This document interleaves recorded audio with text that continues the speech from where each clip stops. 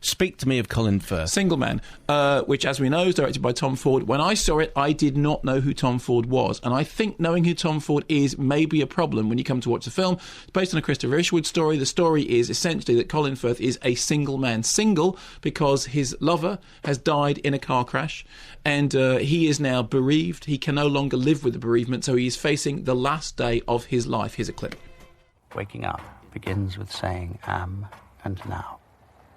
For the past 8 months, waking up has actually hurt. Cold realization that I'm still here slowly sets in. I was never terribly fond of waking up. I was never one to jump out of bed and greet the day with a smile like Jim was. I used to want to punch him sometimes in the morning. He was so happy. I always used to tell him that only fools greet the day with a smile, that only fools could possibly escape the simple truth, that now isn't simply now. It's a cold reminder. 1 day later than yesterday, 1 year later than last year, and that sooner or later, it will come. He used to laugh at me and then give me a kiss on the cheek. He's got the most wonderful voice, hasn't he, Colin Firth? Do you think it's a bit Tom Conti-esque?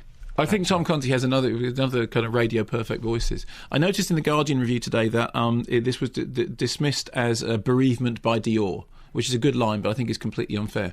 I think had I known when I went in to see this that Tom Ford was the guy who reinvigorated Gucci, that I perhaps would have looked at it as much more of a kind of a fashion statement. But I didn't know that, and it didn't occur to me at the time. It was funny having seen it again, because I've now seen it twice, knowing who Tom Ford is. There were things like the black and white flashbacks on the beach suddenly did look to me like, oh, actually, that does look reminiscent of an advertising campaign, and I'm sure, therefore, that that's entirely a prejudicial overlay, because I didn't think it the first time I saw it. The first time I saw it, I just thought it was a way of doing the flashbacks in the story.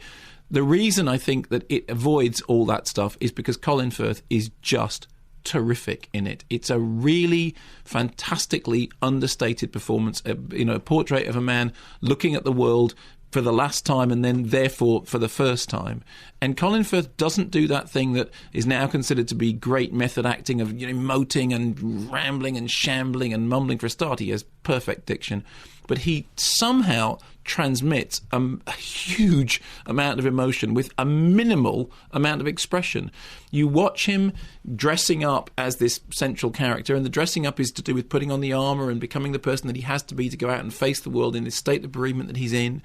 Meeting his long-standing friend, played by Julianne Moore, brilliantly by Julianne Moore, as the friend who can't quite get over the fact that her and him were never together, although they were lovers briefly in the past, and that his relationship with a man to her somehow seems far less real than his relationship with her, even though they were together for ages and ages.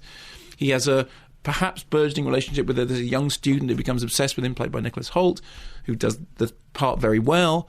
But the primary thing you look at in that film is you just watch Colin Firth, because it's shot, Edward Grouse shot everything very close, and it's like being right in his face. And he talked when he was on the programme about the way in which the glasses maybe kind of give you a distance but also somehow draw you into his eyes.